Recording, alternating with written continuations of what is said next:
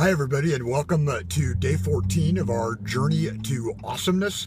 And we've just wrapped up a pretty good section on meditative practice, and that doesn't mean we're done meditating. It just means we're done talking about it and deep diving into it for a while. Today we're going to introduce a brand new concept, and I hope that you're really rock solid on your gratitude practice, noting those 5 things of gratitude, a couple of being about you sharing those pieces of gratitude.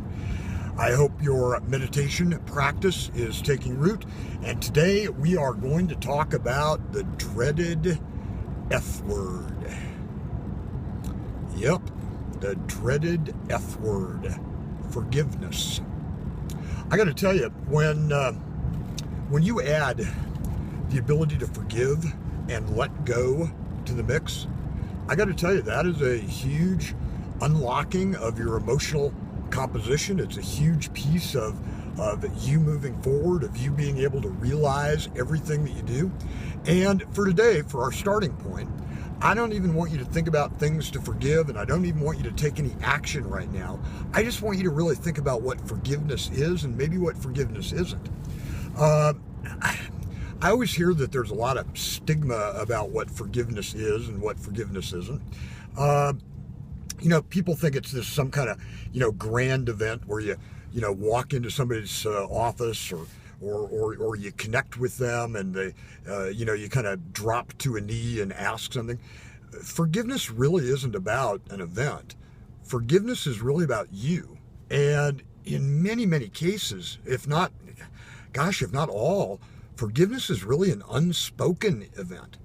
And forgiveness is, and this definition becomes kind of important for us moving forward. Forgiveness is that solemn promise that I haven't forgotten about it, but that whatever the event is not going to influence any future interactions with you. So whatever that past transgression is, whatever that past wrong is, whatever that past baggage is, I'm going to let that go, not forget it, but I'm going to let it go to the point that it will not influence anything in terms of how I and another human being are going to interact.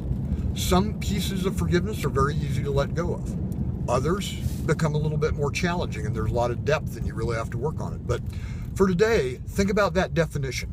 Think about how you can let go of something, a past wrong, a past hurt, a past something, and really have that not affect you and not affect any future interactions that you have with that individual.